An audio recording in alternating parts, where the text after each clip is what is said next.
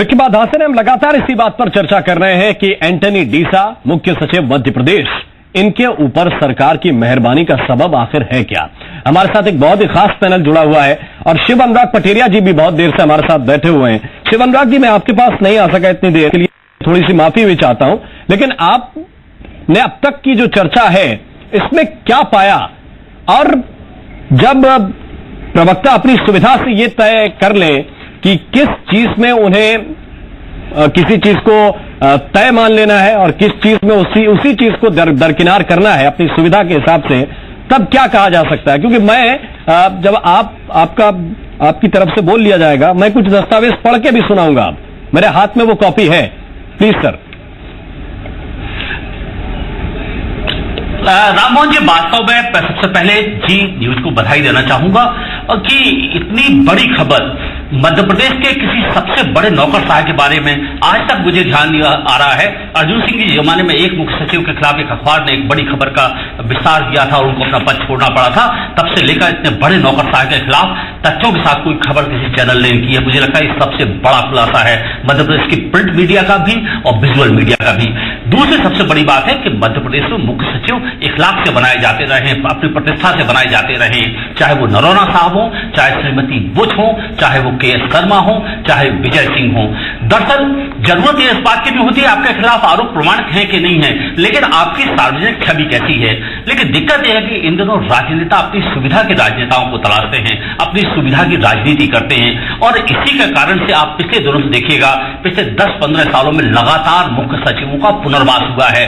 क्यों? मुख्य सचिव को चाबी होते हैं, वो बड़े बाबू होते हैं जो हर फाइल तक पहुंच होती है। इसलिए आपने देखा होगा, चाहे वो हमारे डीजीपी हों, रिटायर होते ही किसी न किसी कुर्सियों तक पहुंच जाते हैं। इस परंपरा को कहीं ना कहीं आपको बाधित करना पड़ेगा, तब वो नौकरशाह है, वो बड़े बाबू ठीक से काम कर पाएंगे। दरअसल कल की चिंता में वो आज हमारा बर्बाद कर देते हैं।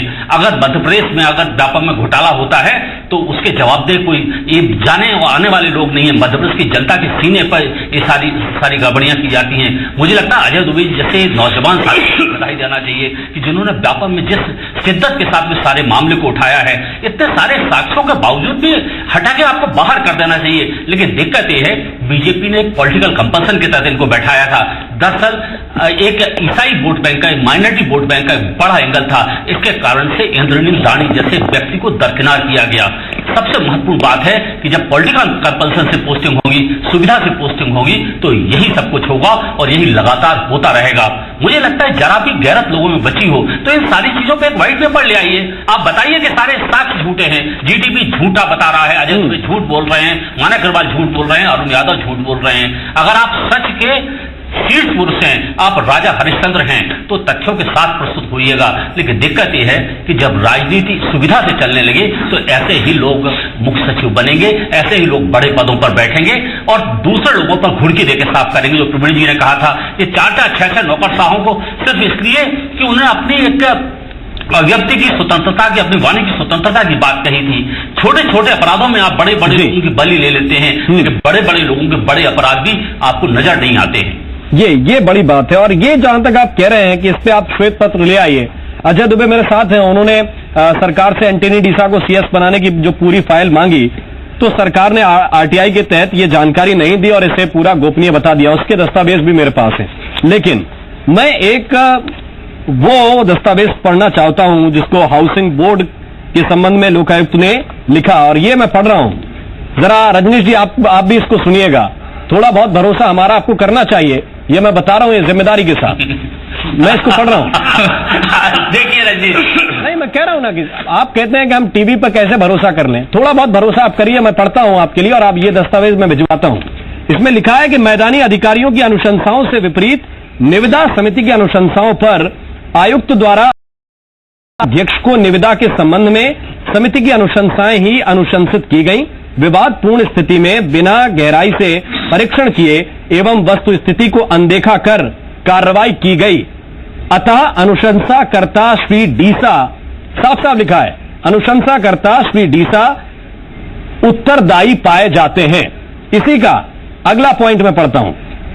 ये जरा मैं दिखा भी दूं, पहला पॉइंट है, थोड़ा सा भरोसा और बढ़ेगा कि मैं वही पढ़ रहा हूं जो इस डॉक्यूमेंट में और इसके नीचे जरा हस्ताक्षर भी देखिए, मैं जरा दिखाता हूँ, जरा देखिए राम मोहन जी। नहीं, थोड़ा सा विश्वसनीयता जनता की पास भी पहुंचनी चाहिए। और ये देखिए जरा हस्ताक्षर, ये किसके हस्ताक्षर से हमारे पास पहुंची है, ये भी जरा देखिए। इसका अगला पॉइंट मैं भी पढ़ता हूं, जरा ये भी देखिए। समिति तथा आयुक्त की अनुशंसा पर स्वीकृतकर्ता सक्षम अधिकारी अध्यक्ष श्री इंद्रजीत कुमार, दूसरा नाम जो लिखा है श्री डीसा जो आयुक्त हैं, तथा श्री नवानी अपर आयुक्त द्वारा क्रमशः 2 कार्यों, 1 कार्य तथा 1 कार्य हेतु स्वीकृति जारी की गई।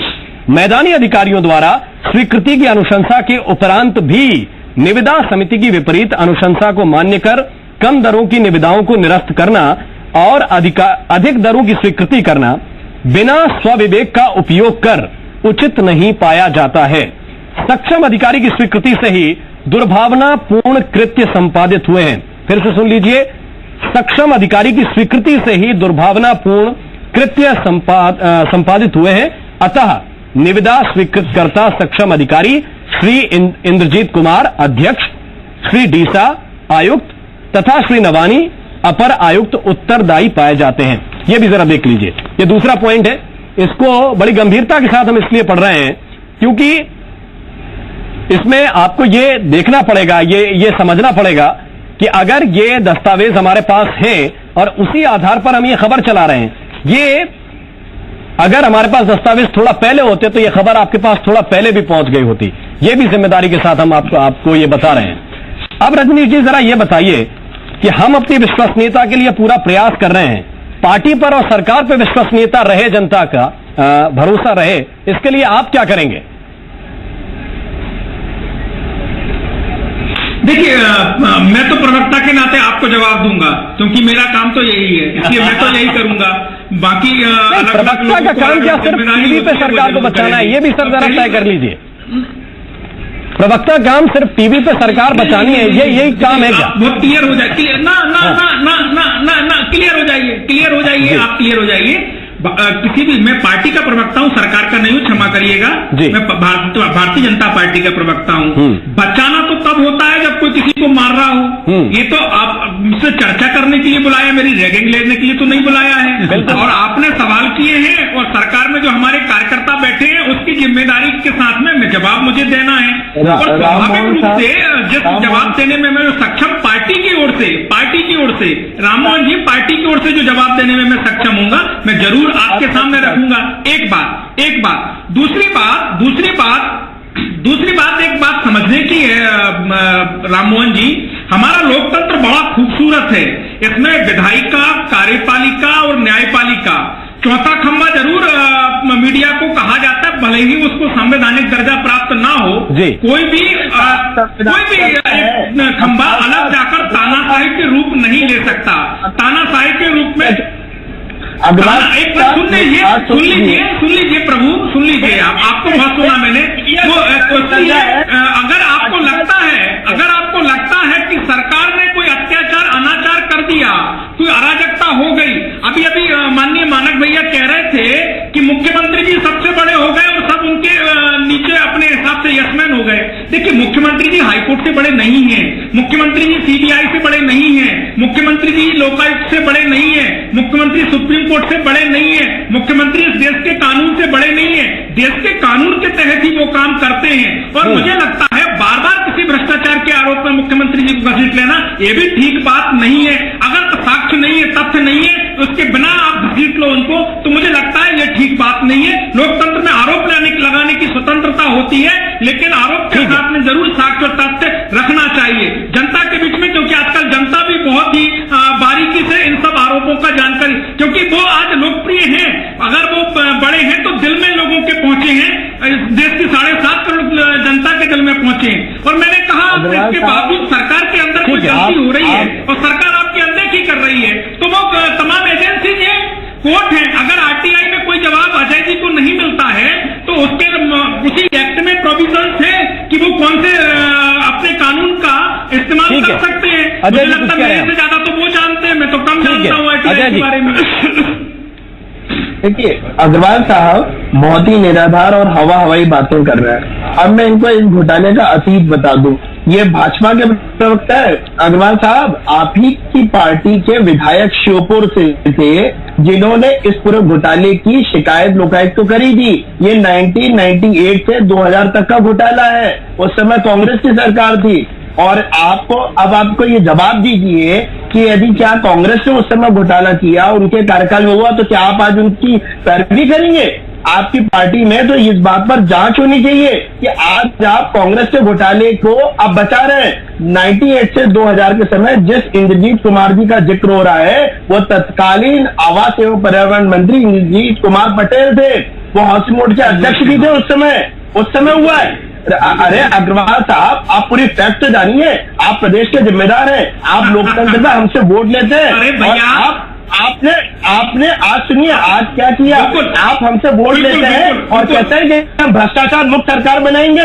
आज आपके दावे हवा में उड़ गए। आज जब आपने भ्रष्टाचार की जब चर्चा हुई तो आप कह रहे हैं मैं जिम्मेदार नहीं हूँ, मैं राजनीतिक पार्टी की तरफ से हूँ। अरे तो फिर आप वोट क्यों मांगते हैं? क्यों वचन देते हैं कि भ्रष्टाचार मुक्त सरकार देंगे? तोड़िए अजय जी, अपने हिसाब से शब्दों को मत तोड़िए। अजय जी, अपने हिसाब से शब्दों को मत तोड़िए। मैंने जो कहा है जनता के सामने और दर्शकों के सामने कहा है, मैंने क्या कहा है उसको शब्दों को मत तोड़िए। शब्दों को अपने हिसाब से मत तोड़िए, निवेदन है मेरा। मैंने क्या कहा है उसको अगर आपको कोट करना है तो मेरे शब्दों को कोट कीजिए। मैं किसी आरोपी का प्रवक्ता नहीं हूँ, दोषी का प्रवक्ता नहीं हूँ। आप इस प्रकार की भाषा ना बोलिए ना, गलत बात है। आप भाषण मत दीजिए, भाषण मत दीजिए। आप एक्टिविस्ट हैं, आप जानकार व्यक्ति हैं, आप सामाजिक कार्यकर्ता हैं, आपकी कहे का असर है।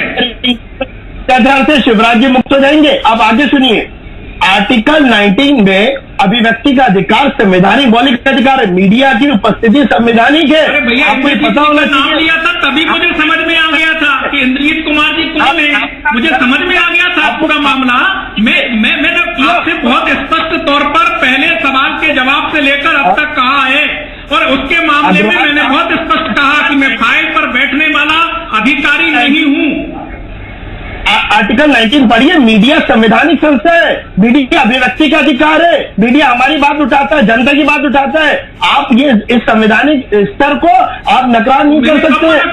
मैं कब मना कर रहा हूँ? आपको अधिकार नहीं है या मीडिया को अधिकार नहीं है? मैंने तो उल्लेख किया, मैंने कहा संविधान में मीडिया को भले ही पिलर ना बताया गया हो, संवैधानिक अधिकार ना दिए हों, लेकिन वो भी एक महत्वपूर्ण भूमिका निभाता है। मैंने तो नहीं कहा भैया, मैंने बिल्कुल नहीं कहा कि आपको अधिकार नहीं है या मीडिया को अधिकार नहीं है।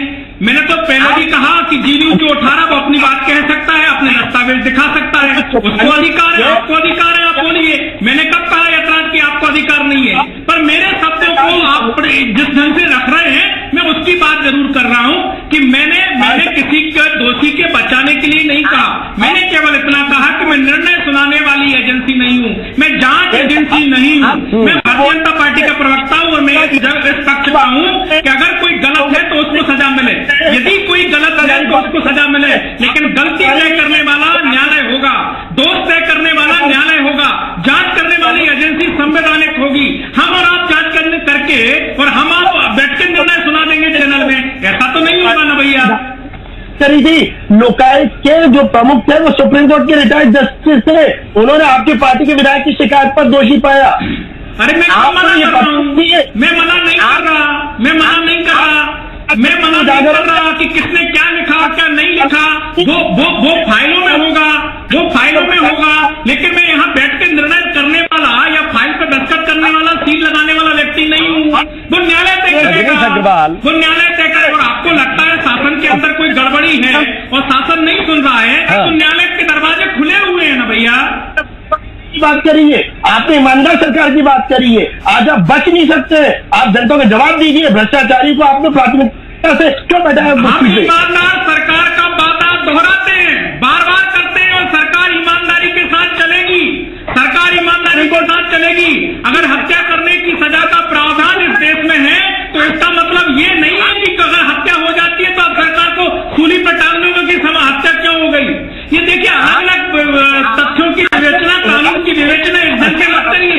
हम ईमानदार सरकार के लिए प्रतिबद्ध हैं, हम पारदर्शी सरकार देने के लिए प्रतिबद्ध हैं, हम कानून के पालन के लिए प्रतिबद्ध हैं, हम न्याय बना रहे इसके लिए प्रतिबद्ध हैं, और ये जिम्मेदारी के साथ उठाएंगे। दोषी होगा, दोष तय न्यायालय करेगा। अगर न्यायालय दोष तय करेगा तो हम और आप बचाने वाले कोई नहीं है। न्यायालय की अपनी जिम्मेदारी है अजय जी, न्यायालय की अपनी जिम्मेदारी है। न्यायालय तय करेगा, वो सजा पाएगा।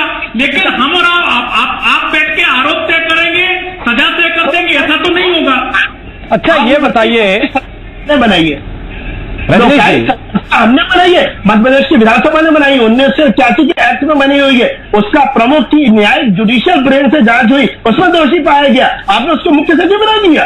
आप बताइए उसकी फाइल क्यों नहीं वो हमें दे रहे? आप कैसे वो मुख्य सचिव बना? जानने का अधिकार है, मौलिक अधिकार है, संवैधानिक अधिकार है, उजागर करिए। आप ईमानदार है तो कैसे अजय जी, आपके सवाल सब अच्छे हैं, आपके गलत आदमी से, आपके सवाल सब अच्छे हैं, गलत आदमी से कर रहे हो आप। अग्रवाल साहब, आप प्रदेश प्रवक्ता हैं, आप भाजपा सत्ताधारी पार्टी को गलत आदमी से कर रहे हो। आपने मुझसे वोट लिया, आपने 7.5 करोड़ आप गलत आदमी से कर रहे हो, क्योंकि अरे आप अगर आरटीआई के कानून के तहत बात कर रहे हो, अगर आपको लगता है ऐसे कि कोई दस्तावेज हुआ तो उसको अंदर जवाब दीजिए। और ये मैं मीडिया ट्रायल में फंसा हुआ व्यक्ति नहीं हूँ कि मेरे पास में कोई मैं घिरा हुआ व्यक्ति हूँ। आप जवाब दीजिए। इस प्रकार का जो मसला आप उठा रहे हैं ना, हर सवाल का जवाब देने के लिए व्यक्ति भी निश्चित होता है, हमारी जो कार्यप्रणाली है बिल्कुल शुद्ध साफ सामने है। और मैंने कहा हम जनता से चुन के आते हैं, किसी की कृपा पर, जनता के अलावा किसी व्यक्ति की कृपा पर नहीं रहते। हमें फिर जनता के पास जाना है, 2018 में चुनाव होना है। अगर हमने जनता के लिए कुछ किया होगा, विकास किया होगा, जन कल्याणकारी योजनाएं की होंगी, हमारी नेता की धार साथ होगी, तो हम 2018 में बार मुख्यमंत्री शिवराज जी बनेंगे। इसमें कोई दो मत नहीं, क्योंकि जनता की कृपा पर हमें भरोसा है। व्यक्ति को मुख्य सचिव क्यों बनाया? अजय जी, आप ये बताइए, आप जो भ्रष्टाचार के खिलाफ कौन स्कैम, स्पेक्ट्रम स्कैम पे बड़ी बड़ी बातें करते थे, मध्य प्रदेश आप एक थोड़े आपकी क्या मजबूत है?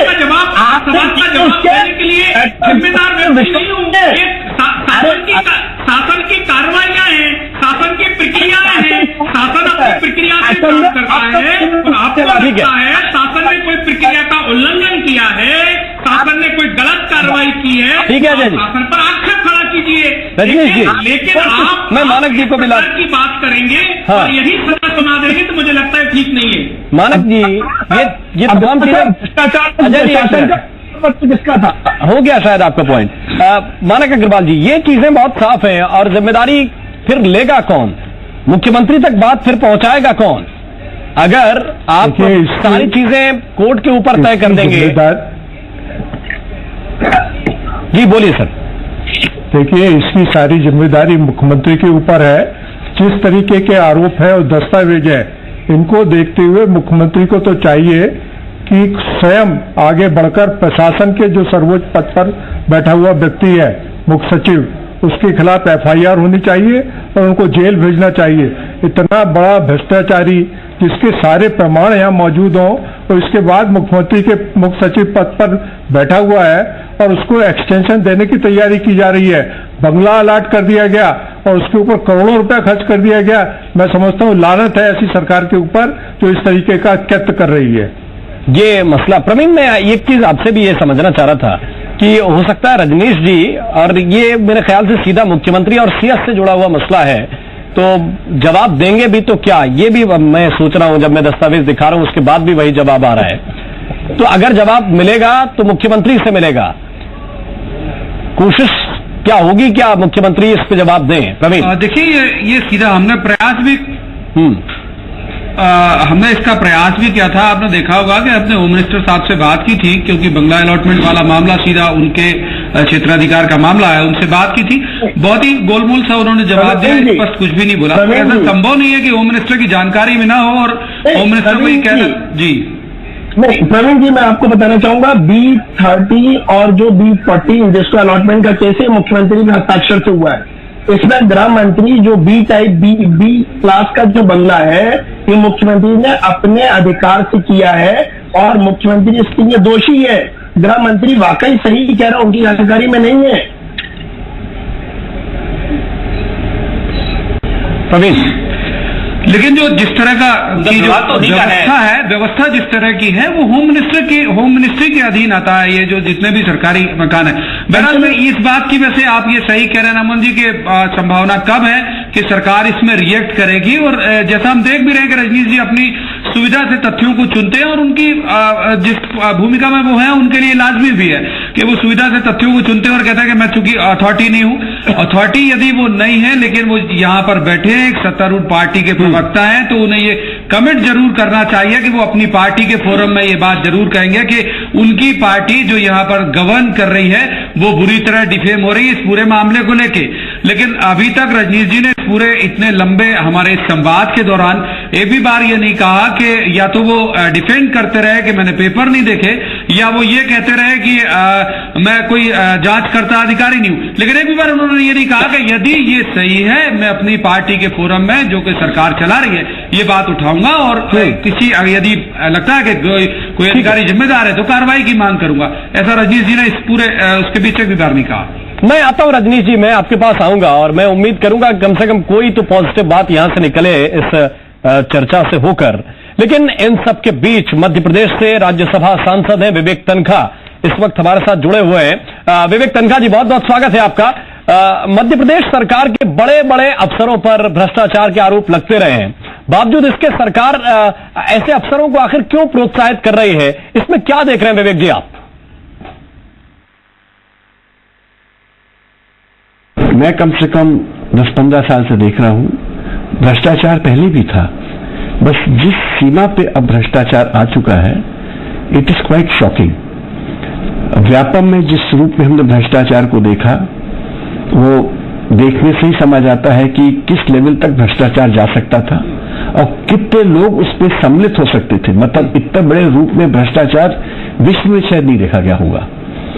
इसी तरह रिसेंटली जो फैक्ट्स हमारे पास आए हैं अबाउट द ICDS, और इसी तरह जो हमारे पास फैक्ट्स आए हैं इसके जो इंदौर में, उज्जैन में जो महाकुंभ सिंगस्त हुआ था, जो उससे समझ आता है कि ब्यूरोक्रेसी या पॉलिटिकल लीडरशिप ने इससे कोई लेसन लर्न नहीं किया है। समस्या सबसे बड़ी जो मध्य प्रदेश में मुझे दिख रही है कि कोई जांच एजेंसी निष्पक्ष जांच करने को तैयार नहीं है। ये हम लोग as lawyers, as public man feel कर रहे हैं। जांच एजेंसीज बिल्कुल गवर्नमेंट के तरह, गवर्नमेंट के ऑफिसर्स जैसे बिहेव करती हैं, गवर्नमेंट के पक्ष की बातें करती हैं, और कोई ना कहीं सभी को ये महसूस हो रहा है कि अगर आप भ्रष्टाचार की रिपोर्ट करो तो उस पर एक्शन नहीं होगा। तो ये बहुत बड़ी चिंता का विषय है, ठीक, मध्य प्रदेश के लिए और पूरे देश के लिए भी जी, कि भ्रष्टाचार पे हम अंकुश नहीं लगा पा रहे। मैं चूंकि एक चीज पे एक फोकस जवाब आपसे चाहता हूं।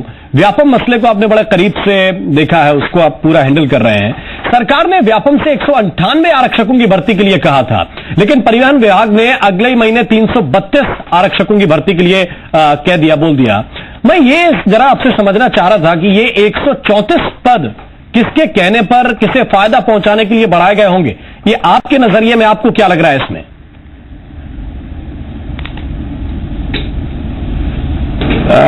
आप लोगों को पता नहीं याद है कि नहीं है, जिस वक्त ये व्यापम का मुद्दा देश में बहुत चर्चित था, उस वक्त मैं बार बार एक बात बोल रहा था कि व्यापम का जो मुद्दा है वो मेडिकल एडमिशंस तक सीमित नहीं है। मेडिकल एडमिशंस खाली उसका एक अंग है। उससे सबसे बड़ा जो उसमें इश्यू है सर्विसेज में जिस प्रकार से भर्ती हुई है। Services is a bigger scam than admissions, मगर सर्विसेज का स्कैम सामने नहीं लाया जाता है, खाली एडमिशंस के स्कैम पे कॉन्सेंट्रेट किया जाता है। ये बात हम लोग शुरू से बोल रहे थे और आज भी हम ये बात दोहरा रहे हैं कि जो पटवारियों की नियुक्तियां हुई, ट्रांसपोर्ट इंस्पेक्टर्स की नियुक्तियां हुई, पुलिस में नियुक्तियां हुई, और उसमें जो चलिए सर, बहुत धन्यवाद। हमारे पास थोड़ा समय की कमी है, बहुत बहुत शुक्रिया आपका हमारे साथ जुड़ने के लिए। और रजनीश जी, मैं आपसे यही जानना चाह रहा था, अभी विवेक जी हमारे साथ अचानक जुड़ गए, उनसे संवाद हमने किया। मैं यही जानना चाह रहा था कि क्या वाकई इस मसले को लेकर आप थोड़ा सा गंभीर हैं, और क्या इसको वाकई आप मसला मानते भी हैं? क्योंकि आपकी चर्चा और जवाबों से हमें ऐसा नहीं लगा कि आप अब तक इसको मसला मान पाए। नहीं देखिए राममोहन जी, आप विवेक तनखा साहब से मैं जरूर एक सवाल करना चाहता था, आपने मुझे वो मौका नहीं दिया। वो अपनी सुविधा से अपनी भूमिका ले रहे हैं। वो कह रहे हैं कि मध्य प्रदेश में कोई भी जांच एजेंसी स्वतंत्र रूप से जांच करने के लिए तैयार नहीं है, सरकार के जो दिए हुए डॉक्यूमेंट है उनके हिसाब से जांच करते हैं। यानी उनको पता है सही क्या है गलत क्या है, और इतने बड़े वकील के नाते वो ये बताना चाहते हैं कि अगर कोई सरकार चाहे तो, लोकतंत्र में बहुत बड़ी बात है कि अगर कोई सरकार चाहे तो सारी जांच अपने हिसाब से करेगी, यानी न्यायालय से भी ऊपर हो जाएगी, बाकी तमाम जांच एजेंसी से भी ऊपर हो जाएगी। जबकि इतने बड़े वकील ये जान रहे हैं कि उनके पास में साक्ष्य सच क्या है और झूठ क्या है, यानी वो तय कर रहे हैं, उनको पता है उनके पास साक्ष्य है या तो नहीं है, या तो वो गलत बोल रहे हैं कि सीबीआई या तमाम एजेंसी सही जांच नहीं कर रही है, या तो वो मुझे लगता है कि भ्रमित कर रहे हैं, या अगर वो पता है कि क्या सच है क्या झूठ है और सरकार कोई गलत कर रही है तो उनको न्यायालय के पास में वो बात रखनी चाहिए। कम से कम जनता के उस साहस को, लोकतंत्र के प्रति जो जनता का बनता उसको तो नहीं तोड़ना चाहिए। बहुत बड़े वकील है, जाना माना नाम है, आप तो राज्यसभा के सांसद भी हैं। दूसरी बात जो आप कह रहे थे, हमारी प्रतिबद्धता, जो प्रवीण जी का सवाल था, बिल्कुल है, ईमानदार सरकार देने की है, पारदर्शी सरकार देने की है, तभी तो लोकतंत्र के रूप में एक रीजनल चैलेंज में इतना बड़ा मुद्दा उठ रहा है। अगर हम तानाशाह होते, हम अगर अराजक होते तो इस ढंग से क्यों मुद्दों पर चर्चा होती। तमाम प्रकार की चर्चाएं, अजय जी भी है, तमाम प्रकार के आरोप लगते हैं, तमाम प्रकार के सवाल खड़े होते हैं, वो एक्टिविस्ट है, एक्टिविस्ट के नाते तमाम प्रकार के सवाल उठाते हैं, तो इसका मतलब ये थोड़ी कि हम अराजक हो गए। इसलिए सबकी भूमिका निश्चित है, सब काम कर रहे हैं अपनी अपनी भूमिका को लेकर, लेकिन हमारी भारतीय जनता पार्टी के नाते एक प्रमाणिक सरकार, पारदर्शी सरकार, ईमानदार सरकार देने की प्रतिबद्धता है। लेकिन मेरा निवेदन केवल इतना है भैया कि न्यायालय को उसका काम करने दो, जांच एजेंसी को उसका काम करने दो, हम कम से कम किसी को दोषी बताने का सर्टिफिकेट ना बांटे। मेरा निवेदन केवल इतना है, अगर डीसा साहब गलत होंगे तो वो जांच एजेंसी तय करेगी, न्यायालय तय करेगा, मैं और आप तो तय नहीं कर पाएंगे। अगर आपको लगता है कि उनकी मुख्य सचिव बनाने में कोई गलती है तो आप संबंधित एजेंसी के पास में जाइए। और मुझे एक बात और समझ में नहीं आती, रिटायरमेंट होने उनका नजदीक है, आप ही लोग बता रहे हैं, जब उनकी नियुक्ति हुई तब हल्ला नहीं बचा, जब वो रिटायर होने वाले हो गए। देखिए एक चीज है, चलिए सर, हमारे पास चर्चा में समय इतना ही था, बहुत बहुत धन्यवाद, बहुत बहुत शुक्रिया। प्रवक्ता नहीं हूं। जब दस्तावेज हाथ में आते हैं तब आदमी के कलेजे में थोड़ा सा दम आता है, और जब दस्तावेज हमारे पास हैं तब हम आपके सामने पूरी जिम्मेदारी से, वरना आप हमसे पूछ लेते कि आप किस आधार पर यह खबर उठा रहे हैं, क्या आपके पास इसके तथ्य हैं। अब हमारे पास तथ्य, हम आपसे सवाल पूछ रहे हैं और इन सवालों का हमें कम से कम आपसे प्रॉपर जवाब तो नहीं मिला है। चलिए सर, बहुत बहुत धन्यवाद, बहुत बहुत शुक्रिया आप सभी मेहमानों का हमारे साथ इस चर्चा में जुड़ने के लिए, और इसी के साथ बेनकाब में अभी के लिए बस इतना ही। नमस्कार।